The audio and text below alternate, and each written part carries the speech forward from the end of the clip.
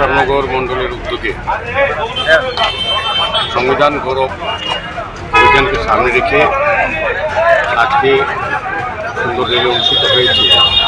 যেহেতু ভারতীয় জনতা পার্টি সর্বভারতীয় ক্ষেত্র থেকে নির্দেশ এবং অনুষ্ঠান সূচি হিসাবে পক্ষকালব্যাপী সংবিধান রক্ষা বা সংবিধান গৌরব দিবস পালন করা হচ্ছে। তারই আজকে শেষ দিন।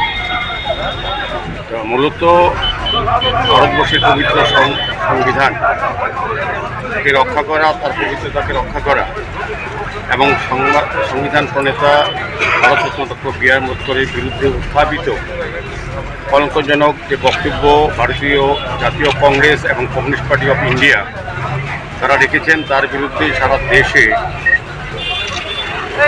সমগ্র জনগণ ঐক্যবদ্ধ হয়ে তাদের এই অপমানকর সংবিধানের প্রতি তাদের যে অমর্যাদা তার বিরুদ্ধে গর্জে উঠেছে।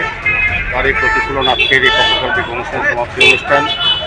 তো আমি বলবো যে আমাদের প্রত্যেকটি নাগরিকেরই পবিত্র সংবিধানকে রক্ষা করা, তার মর্যাদা রক্ষা করা এবং তাকে পরিধান করে দেশ পরিচালনায় সকলকে অংশগ্রহণ করা এবং ডক্টর বি আর আম্বেদকর যিনি সংবিধান প্রণেতা ভারতরত্ন, তার যে মর্যাদা নষ্ট করা হয়েছে, তার বিরুদ্ধে যে কলঙ্কজনক বক্তব্য রাখা হয়েছে তার বিরুদ্ধে সোচ্চার হওয়া এবং সার্বিকভাবে আমাদের পবিত্র সংবিধানকে আমাদের প্রতিটি মানুষের রক্ষা করার জন্য কর্তব্য, পাশাপাশি তার সংবিধান সম্বন্ধে সবাইকে অবহিত করার জন্য বিভিন্ন কর্মসূচি সারা ভারতবর্ষ রেখে আমাদের দলের নেওয়া হয়েছে।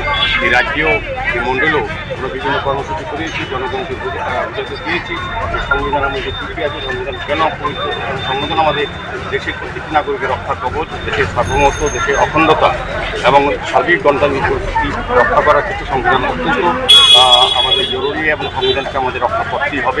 এক্ষেত্রে বিরোধীদের, বিশেষ করে জাতীয় কংগ্রেস ভারতবর্ষের এবং কমিউনিস্ট পার্টি যে কুৎসা এবং অপবাদ এবং কলঙ্ক ভারতীয় সংবিধান বিরুদ্ধে তাকে জনগণকে ঠিক করার জন্য আমাদের যে সংবিধান গৌরব অভিযান করা হয়েছে। আমি আজকে আমাদের অভিযানে আমাদের মন্ডল সভাপতি সুনীল ভট্টাচার্য আছেন, আমাদের মাননীয় মহোদয়া মহোদয়, আমাদের প্রাক্তন মন্ডল সভাপতি তাপস কুমার দেব, দেব সহ প্রত্যেকটি কার্যকর্তা, প্রত্যেক স্তরের নেতৃবৃন্দ আজকে সংবিধান গৌরব অভিযানে অংশগ্রহণ করেছে। আমি সকলকে ধন্যবাদ জানাই। আমার আশা থাকবে একজন সুনাগরিক হিসাবে ভারতের সংবিধানের মর্যাদা রক্ষা করার জন্য আমরা এগিয়ে আসবো।